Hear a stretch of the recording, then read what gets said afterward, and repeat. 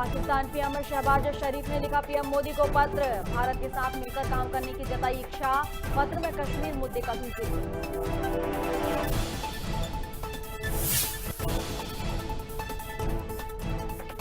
PM Modi का 3 दिवसीय गुजरात दौरा, मॉरिशस के प्रधानमंत्री और WHO प्रमुख रहेंगे मौजूद। विश्व स्वास्थ्य संगठन के ग्लोबल आयोजन सेंटर में रखेंगे आधारशिला।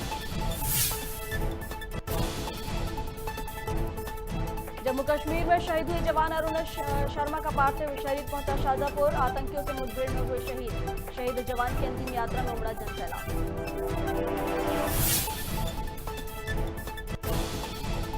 जशपुर जिले में जारी हाथियों का आतंक, 5 दिनों के अंदर उजाड़े करीब 12 घर में रखे अनाज को भी कर गए खत्म।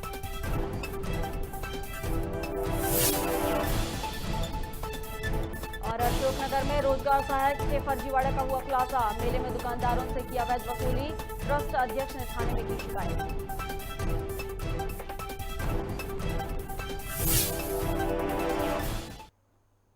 नमस्कार, खबर भारत देख रहे हैं आप, मैं हूं आपके साथ प्रियंका। चलिए बढ़ते हैं खबरों की ओर। पाकिस्तान के नए प्रधानमंत्री शहबाज शरीफ ने पीएम मोदी को पत्र लिखा और दोनों देशों के विवादित मुद्दों को समाप्त कर भारत के साथ मिलकर काम करने की इच्छा जाहिर की है।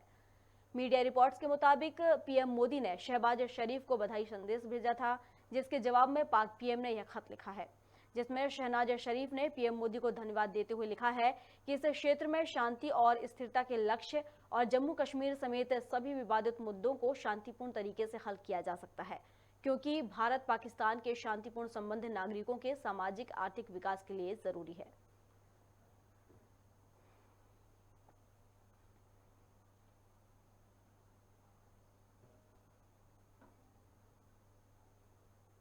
पीएम नरेंद्र मोदी आज से 3 दिवसीय गुजरात दौरे पर रहेंगे। पीएम मोदी अपने दौरे के दौरान गुजरात में कई परियोजनाओं का शिलान्यास करेंगे। दौरे के पहले दिन यानी शाम 6 बजे पीएम मोदी स्कूलों के कमांड एंड कंट्रोल सेंटर का उद्घाटन करेंगे।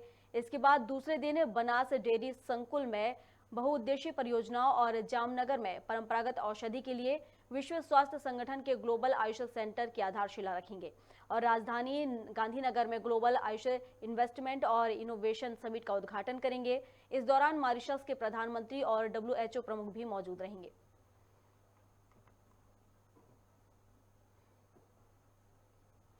शाजापुर का बेटा अरुण शर्मा आतंकियों से मुठभेड़ के दौरान शहीद हो गए थे, जिनका पार्थिव शरीर शाजापुर पहुंचा है। जानकारी अनुसार जम्मू कश्मीर के कुपवाड़ा क्षेत्र में आतंकियों से मुठभेड़ में क्रॉस फायरिंग में शहीद हो गए थे और उनकी शहादत की खबर मिलते ही क्षेत्र में शोक की लहर दौड़ पड़ी। आज शहीद जवान का पार्थिव शरीर एयरलिफ्ट से इंदौर पहुंचा और वहां से गृह क्षेत्र कानड़ लाया गया, जहां शहीद के अंतिम दर्शन के लिए भारी जनसैलाब उमड़ा। वहीं क्षेत्रीय सांसद मनिंदर सिंह सोलंकी सहित हजारों लोगों ने पार्थिव देह पर पुष्प अर्पित कर भावपूर्ण श्रद्धांजलि समर्पित की। बता दें कि अरुण के पिता एक शिक्षक हैं, जिन्होंने अपने दोनों बेटों को देश की रक्षा के लिए सेना में भेजा है।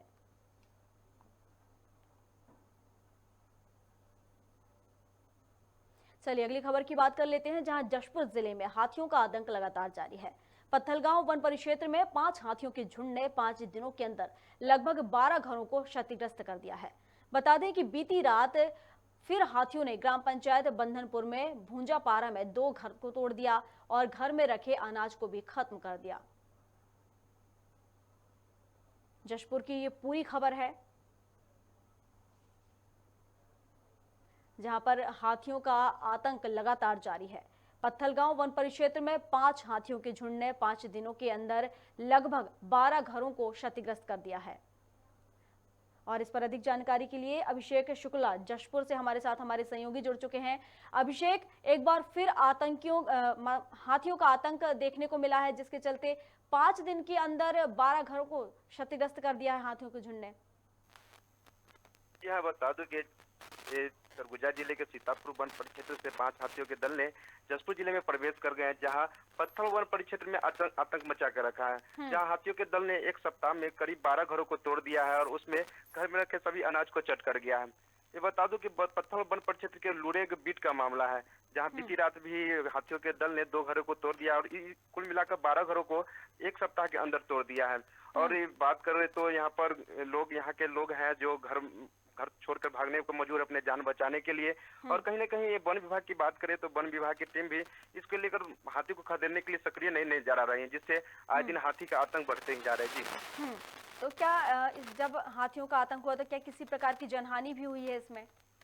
जी हाँ, कि किसी जानमाल की क्षति तो नहीं हुई है। हालाँकि ये घर तोड़ जाने से लोग अपने घर को छोड़कर विवश हैं, बाहर रहने के लिए विवश है और कहीं न कहीं वन विभाग की इसके लिए लापरवाही देखने को मिल रही है। जी। बिल्कुल, अगर विभाग सतर्क होता तो ये जो हाथियों का झुंड है वो शायद यहाँ तक नहीं पहुँच पाता। जो गृहवासी हैं, लोग हैं वहाँ के, उनका क्या कहना है? क्या उन्होंने इसकी शिकायत की है? जी हाँ, बता दूं कि यहाँ के जो ग्रामीण है सो लगातार वन विभाग को इसकी सूचना दे रहा है कि हाथी यहाँ पर भ्रमण कर रहा है। तब भी वन विभाग की आपको बता दूं, इससे पहले भी वन कर्मचारी हड़ताल पर गए थे। इससे यहाँ के जो वन कर्मचारी है वो सही तरीके से नहीं देखभाल कर रहे हैं, जिससे हाथियों का आतंक अभी जारी है। और यहाँ के जो ग्रामवासी है जो रात को हाथी के दल आते हैं तो इस वजह से पेड़ पर चढ़कर रात बिताने को मजबूर रहते हैं और कहीं न कहीं एक दूसरे गाँव में जाकर अपना जान बचा कर रह रहे हैं। जी। वन परिक्षेत्र, अगर हम उसकी बात करें तो ये किस वन परिक्षेत्र से यहाँ पहुँच रहे हैं? बताया जा रहा है कि पत्थल गांव वन परिक्षेत्र वहीं आसपास है, कितना दूर है गांव से? जी हाँ, ये बत्थों वन परिक्षेत्र ही पूरा जंगली इलाका है। यहाँ पर देखा जाए करौंदा जंगल है, जिसमें हाथियों के दल रात को तो रुकते हैं और दिन को यहाँ पर दिन को भी और रात को भी आतंक मचाते हैं, जिससे लोग यहाँ के खासे यहाँ प्रभावित हैं और लगातार ये घटना देखने को मिलता है।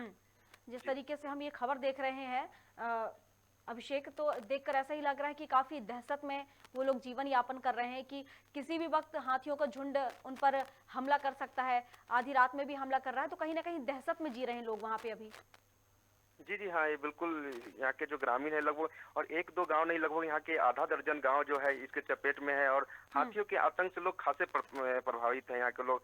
और ग्रामीण की बात करें तो ग्रामीण यहाँ से लगभग जो जंगली इलाका में होते हैं उनके पास कोई सुविधा नहीं होती हाथी भगाने के लिए। इस वजह से वन विभाग का संपर्क करते हैं तो वन विभाग की टीम मौके पर नहीं पहुंच पाती है, जिससे उनके घरों को तोड़ दिया जाता है और उनके घर में रखे अनाज को भी चट कर दिया जाता है, जिससे ग्रामीण तो परेशान है ही, लगातार इस क्षेत्र के लोग भी यहाँ पर परेशान है इनके जान माल की क्षति को लेकर। और वन विभाग से लगातार संपर्क करने के बाद ही वन विभाग इस पर कोई सक्रिय नजर नहीं आ रही। जी। तो क्या कोई अधिकारी या कोई जनप्रतिनिधि या कोई वन विभाग का अधिकारी यहाँ का मौका मुआयना करने के लिए पहुंचा कि कितना नुकसान हुआ?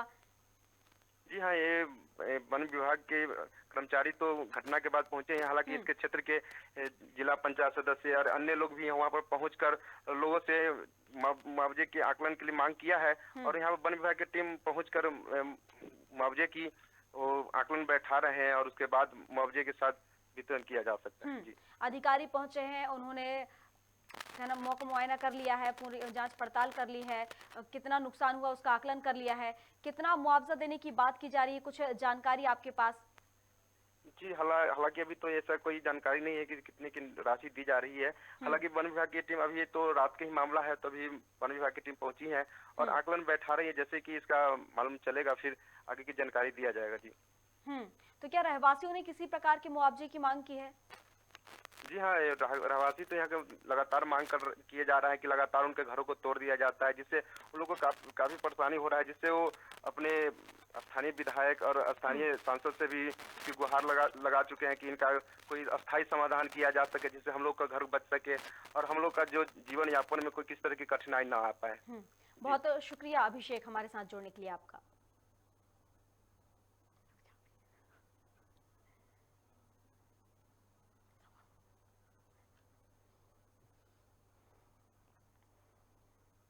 चलिए अगली खबर की बात कर लेते हैं, जहां हनुमान जयंती के अवसर पर मां जानकी के दरबार करीला मेले में लगने वाले मेले में दुकानदारों से ग्राम पंचायत जसैया के रोजगार सहायक द्वारा अवैध वसूली का मामला सामने आया है, जिसकी शिकायत करीला ट्रस्ट अध्यक्ष महेंद्र यादव ने बहादुरपुर थाने में की है।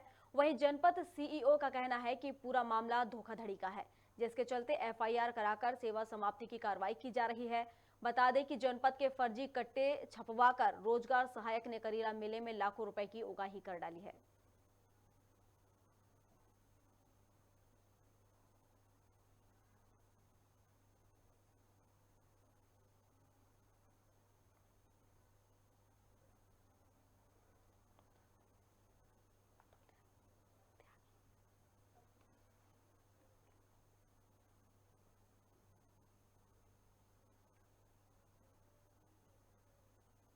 और इस पर अधिक जानकारी के लिए अशोकनगर से अतुल त्यागी हमारे सहयोगी हमारे साथ जुड़ चुके हैं।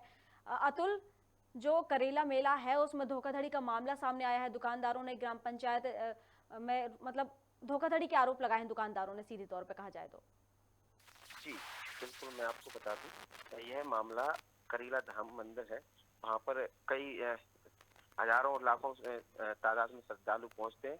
और वैसे तो यह मामला जो हनुमान जयंती के दिन का वहाँ पर एक मेला भरा जाता है और वहाँ पे हजारों श्रद्धालु पहुँचते हैं और करीब सैकड़ों में दुकानदार पहुँचते हैं। तो वहाँ पर रोजगार सहायक द्वारा एक ऐसा मामला आया जिसमें फर्जी कट्टा बनाकर दुकानदारों से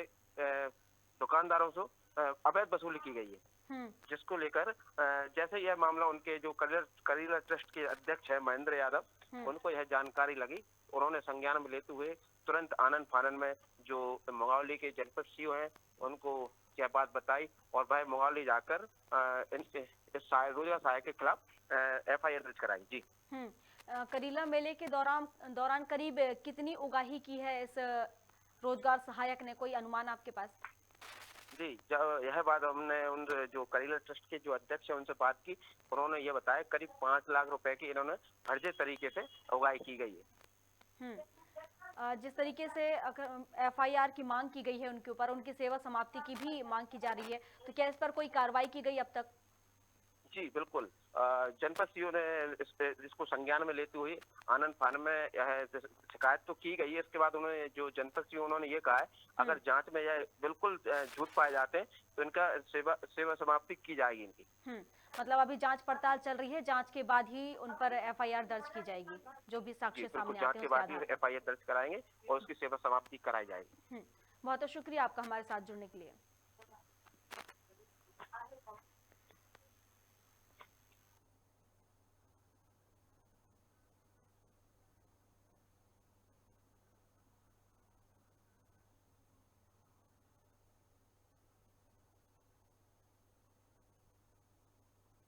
सीओ साहब महोदय को मैंने बताया, वो आके मौके पे पंचनामा बना गया और समस्त रसीदें हम लोग प्रस्तुत कर रहे हैं और उसकी ग्राम सहायक की FIR हम दर्ज कराने के लिए यहाँ पर कम से कम 5 लाख रुपए की रसीदें इन लोगों द्वारा फर्जी तरीके से काटी गई। 100 से 200 दुकानें करीब लगी थी वहाँ पर जी।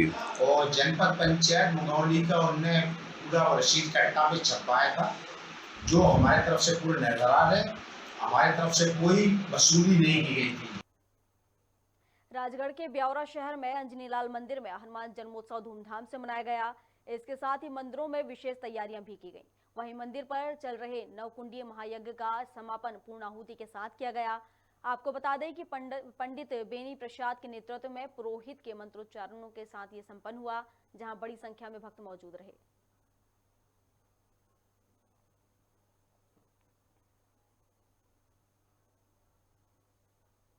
ब्यावरा शहर के अंजनी लाल मंदिर में कार्यक्रम का समापन हुआ। इसके साथ ही विशाल भंडारे का आयोजन भी किया गया।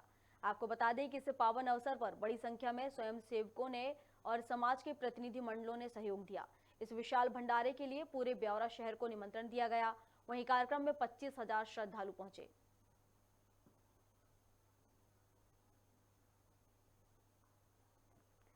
खैरागढ़ उपचुनाव की जीत के बाद खाद्य मंत्री अमरजीत भगत पहली बार अंबिकापुर पहुंचे, जहां उनका लड्डुओं से तौलकर स्वागत किया गया। इस दौरान मंत्री ने कहा कि कांग्रेस सरकार की 3 साल के कार्यकाल का नतीजा है, जिसकी सफलता खैरागढ़ चुनाव के परिणाम में देखने को मिल रही है।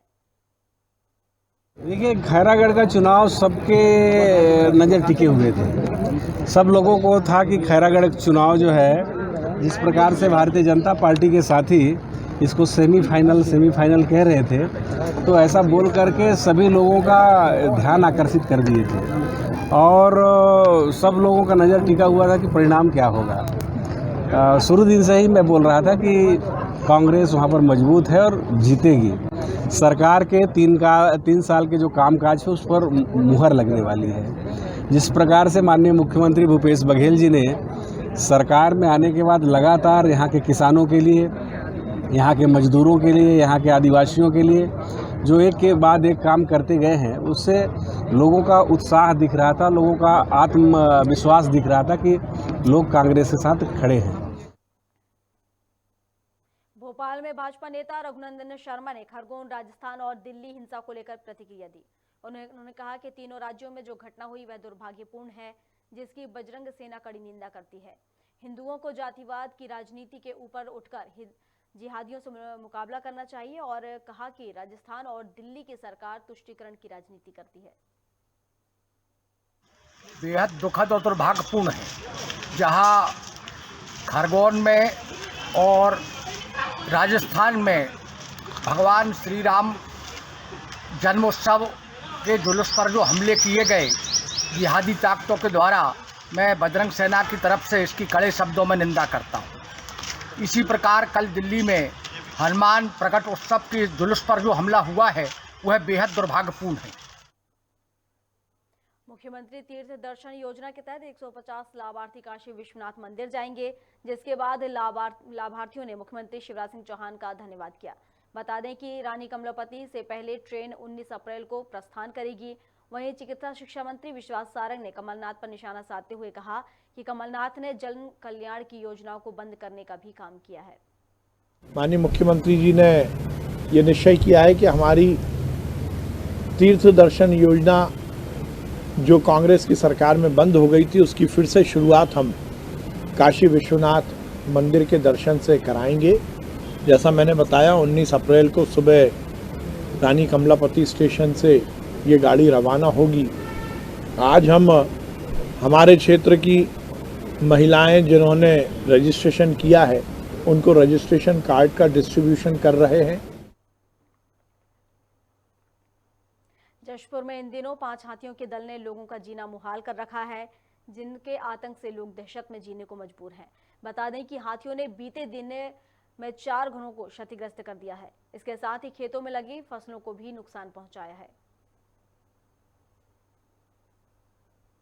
जंगल में हाथी आ रही तो सोचना पाए तो जल्दी हमें बाहर निकल जाए, तो बाहर निकल जाए के बाद हैं घर मन ढुकीस जो तोड़ फोड़ मन करीस, नाका मन भी जल्दी नहीं पहुँची। हमारे जंगल में हाथी आ रही तो हमारे पारा कर सोचना दिन तो नाका मन के भी सोचना दिन, तो नाका मन भी नहीं है पैन नहीं सोचना दिन तो हमें बाहरी भाग दिन तो हमारे घर के हाथी में धसके दिन। सुजालपुर में कोरोना काल से जबलपुर इंदौर ओवरनाइट ट्रेन का स्टॉपेज नहीं है, जिसको लेकर स्थानीय लोगों ने सांसद महेंद्र सिंह सोलंकी को आवेदन दिया। इस दौरान सांसद सोलंकी ने मीडिया से चर्चा के दौरान कहा कि रेल मंत्री को इस संदर्भ में अवगत करवाते हुए इस ट्रेन के स्टॉपेज की मांग की गई थी और उन्होंने शीघ्र ही सुजालपुर स्टेशन पर स्टॉपेज को लेकर आश्वस्त भी किया था।